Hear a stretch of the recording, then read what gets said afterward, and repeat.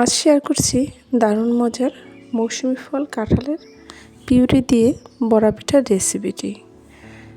এই রেসিপি বানাতে খুব কম উপকরণে কম সময়ে মজাদার নাস্তা তৈরি করতে পারবেন। এটা বিকেলের নাস্তা কিংবা অতিথি আপ্যায়নে হতে পারে দারুণ একটি রেসিপিটি যদি ভালো লাগে অবশ্যই লাইক কমেন্ট শেয়ার করে পাশে থাকবেন এবং ভালো লাগলে চ্যানেলটি অবশ্যই সাবস্ক্রাইব করে রাখবেন। এজন্য আমাদের লাগবে পাকা গলানো কাঁঠাল, যেগুলো আমরা প্রায়শই খেতে চাই না, ফেলে দিয়ে থাকি।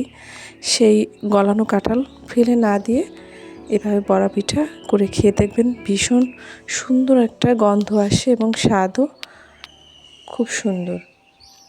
এজন্য আমি কাঁঠাল রোয়াগুলো খুলে আঠিগুলো বের করে আমি একটা চালনি দিয়ে রসটা বের করে নিচ্ছি, পিউরিটা বের করে নিচ্ছি।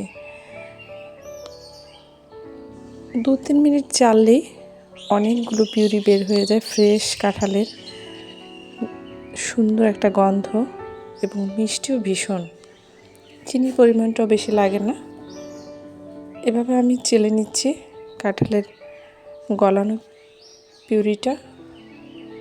এখানে কতগুলো কাঁঠাল আমি চেলেছিলাম, কতটা রস বেরিয়েছে।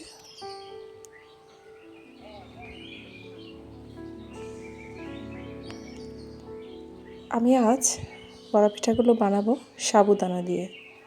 আমি এখানে 1 বাটি সাবুদানা নিয়েছি।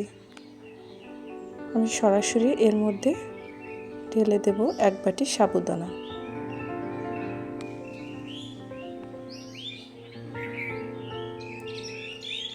সামান্য লবণ দিয়ে আমি এটাকে মাখিয়ে নিচ্ছি। মাখানোর পরে আমি এখানে 1/2 কাপ, যে বাটিটা মেপে আমি সাবুদানা নিয়েছি তার 1/2 বাটি ময়দা দিয়ে দিয়েছি, আর দিয়েছিলাম 1/2 বাটি চিনি। অনেকেই মিষ্টি একটু বেশি পছন্দ করেন, সেজন্য 1/2 বাটি চিনি অ্যাড করতে পারেন। আর যারা ডায়াবেটিসের পেশেন্ট আছেন তারা কোনো চিনি অ্যাড না করেই খেতে পারবেন।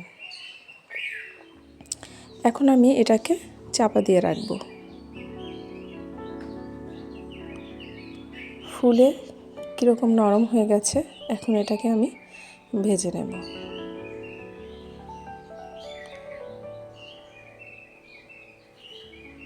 তেলটা যখন গরম হয়েছে, তেলটা অবশ্যই গরম করার পরে পিঠাগুলো ভেজে নিতে হবে, নয়তো নিচে লেগে যেতে পারে। যখন আমি ভাজছিলাম তখন কাঁঠালের যে মিষ্টি একটা গন্ধ আসছিল, পুরো রুমটা ভরে গিয়েছিল কাঁঠালের মোমো গন্ধে। এটাকে আমি হালকাভাবে আস্তে আস্তে নেড়ে চেড়ে দেবো। যদিও ভাঙার কোনো অপশন নেই, এগুলো ভাঙবে না।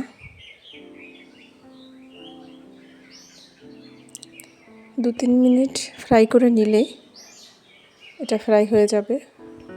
এরকম কালার চলে আসলে বড়াগুলো নামিয়ে নিতে হবে। গরম গরম খেতে মুচমুচে, একটু ঠান্ডা হলে ভীষণ নরম। দারুণ মজার এই কাঁঠালের বড়া রেসিপিটি।